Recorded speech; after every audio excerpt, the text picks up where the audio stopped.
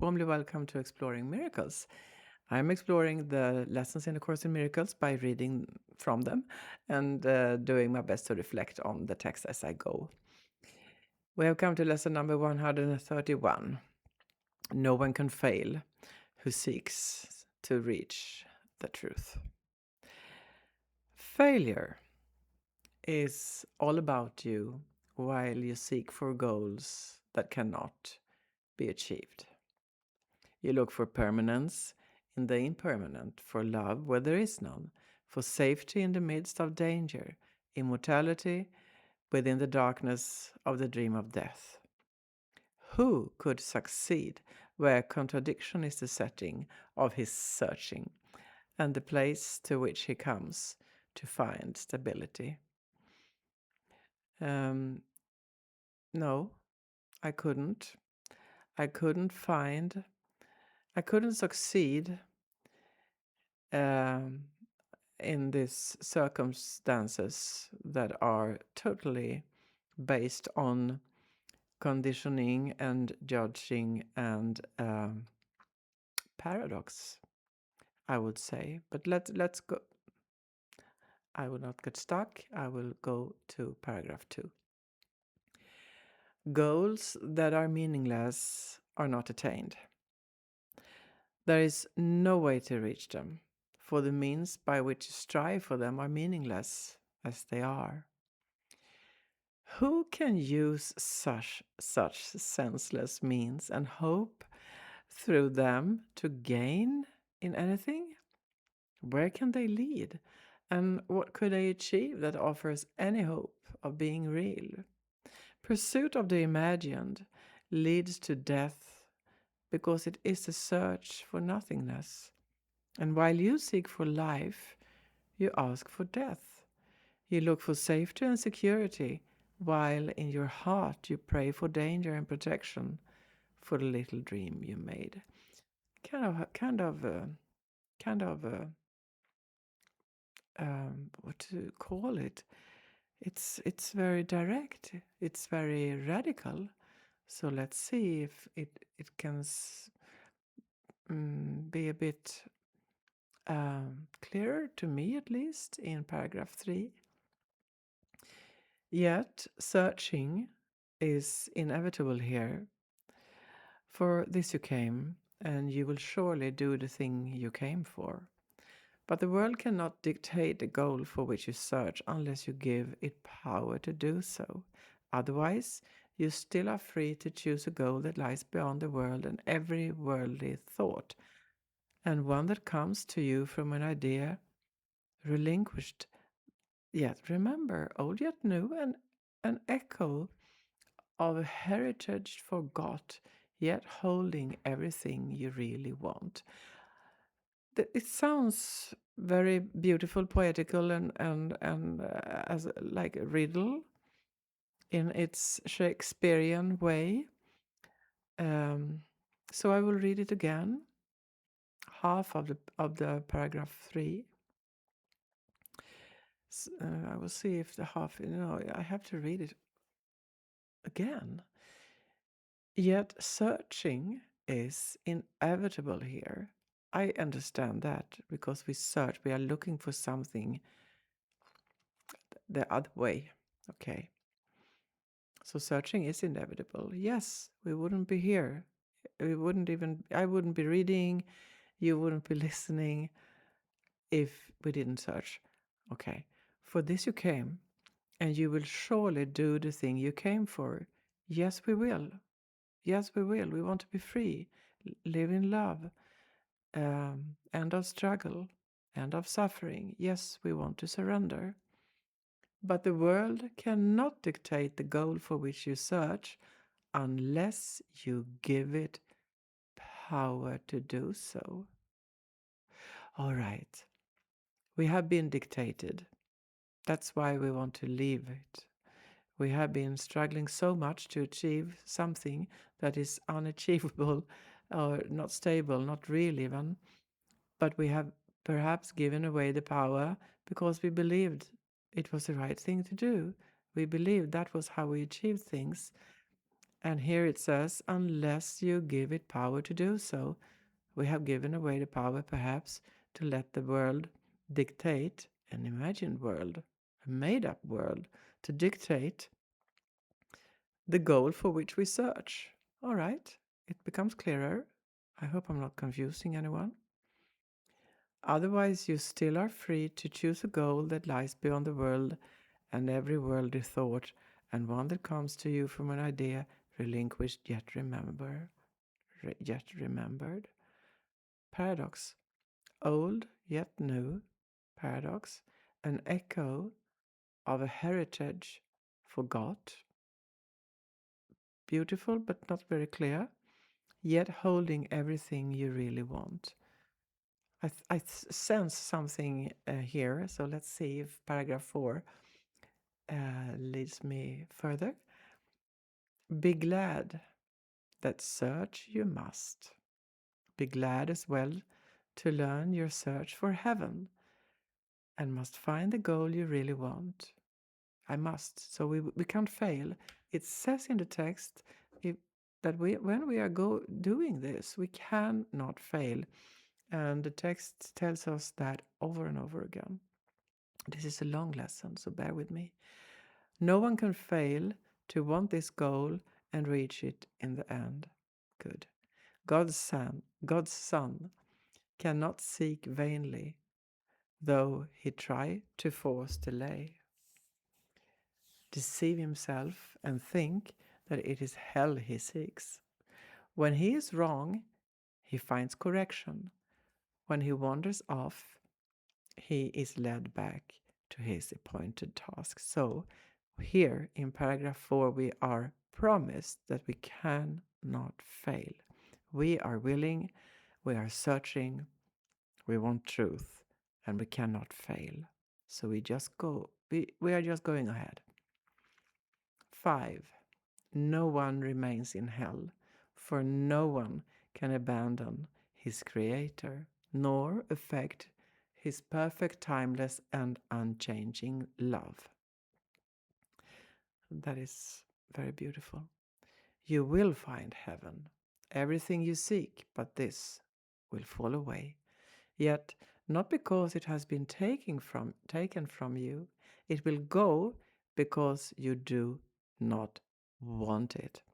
You will reach the goal you really want as certainly as God created you in sinlessness. We have been assured over and over and over again these things, and this is the truth. I believe that why it's repeated over and over and over again as we are going deeper, and we are in 131 lessons later, we are still being told. Maybe that is because Jesus Christ, who is talking to us, he knows that we are doubting ourselves. He knows that a human being believes its brains manufactured products, and they are not very productive always. Right. So that's why this is repeated, to give us the reassurance that we just go on, and we will find truth, and truth has already found us. 6. Why wait for heaven? Good question. Why wait? It's here today. Time is the great illusion.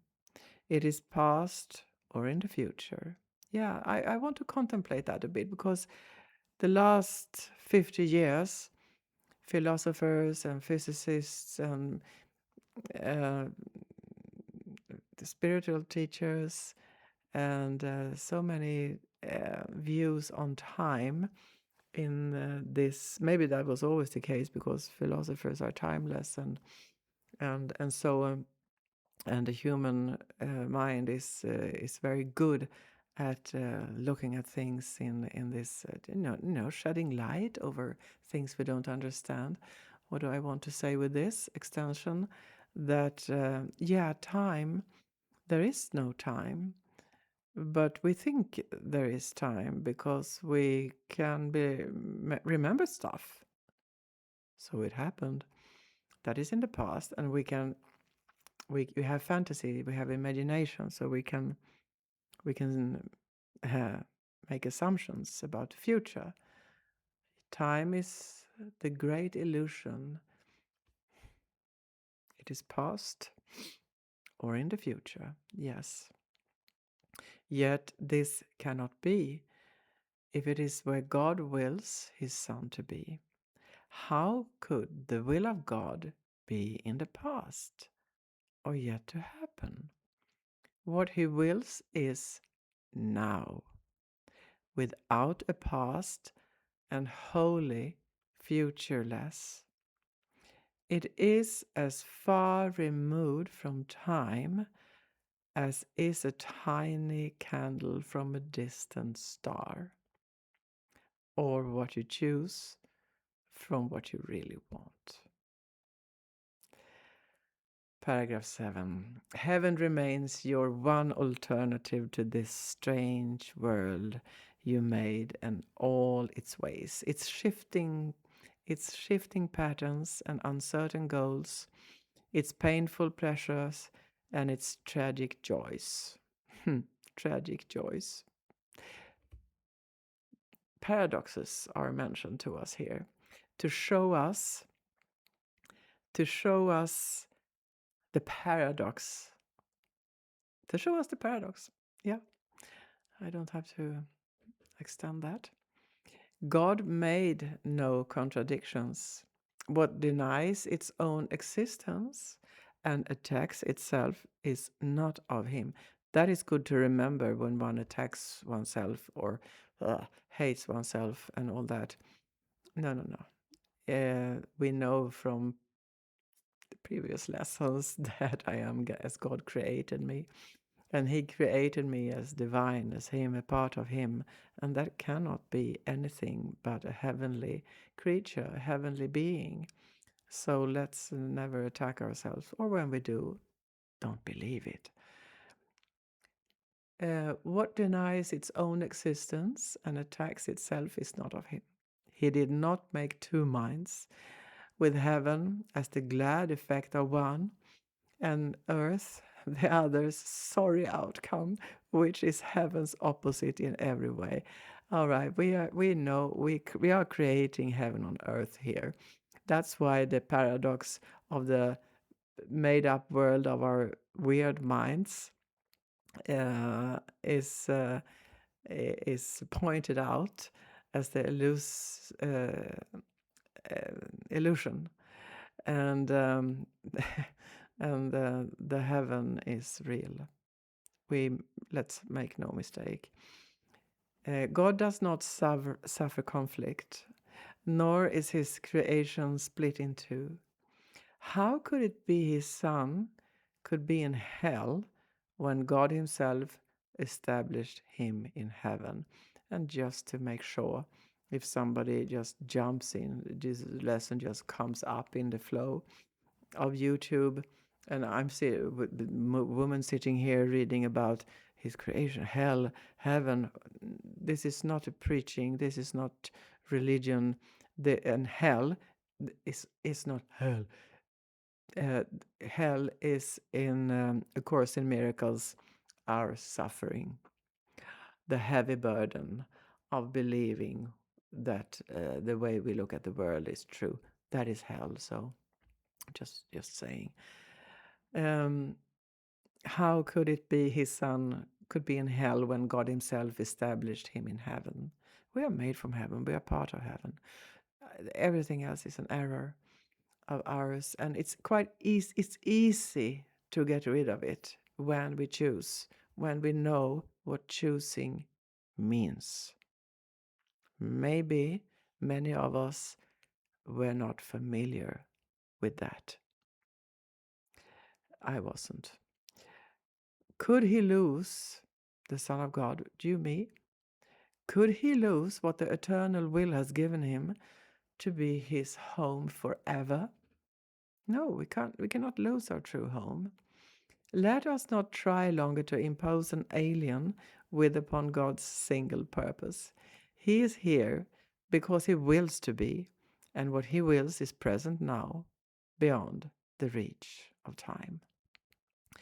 We are getting closer to the practices. Today we will not choose a paradox in place of truth. How could a son of God make time to take away the will of God? No, he can't. It's a paradox, so it's impossible. He thus denies himself and contradicts what has no opposite. He thinks he made a hell opposing heaven and believes that he abides in what does not exist, while heaven is the place he cannot find. So what is referred here in paragraph 9, this is the confused human who still believes in the error that is only a little shift away, so we see another world instead of the heavy one. 10. Leave foolish thoughts like these behind today and turn your mind to true ideas instead.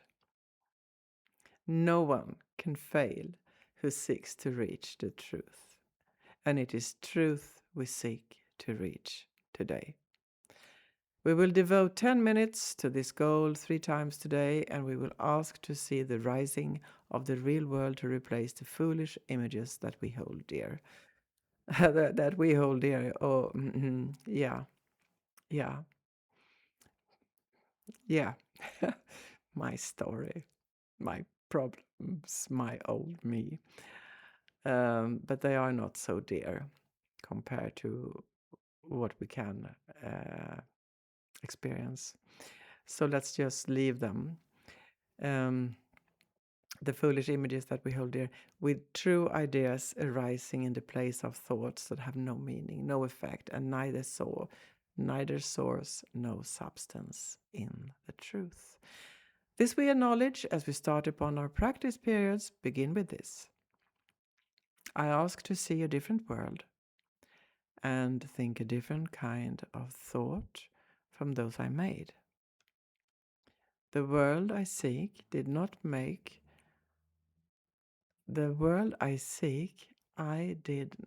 make alone. The thoughts I want to think are not my own.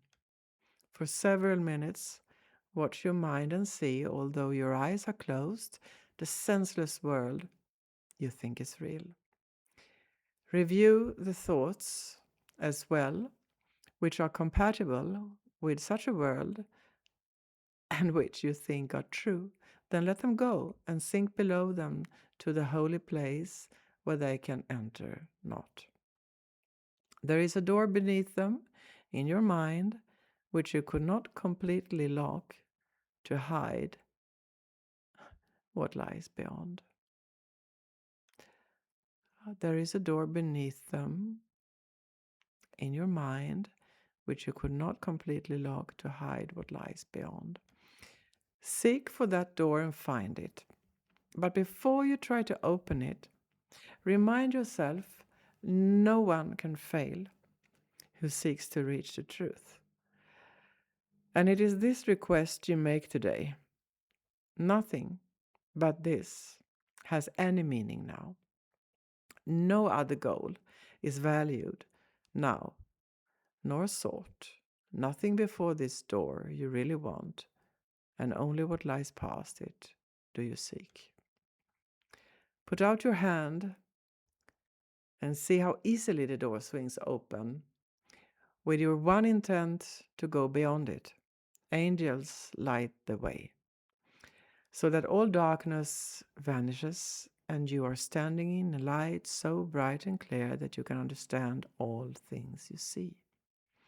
A tiny moment of surprise, perhaps, will make you pause before you realize the world you see before you in the light reflects the truth you knew.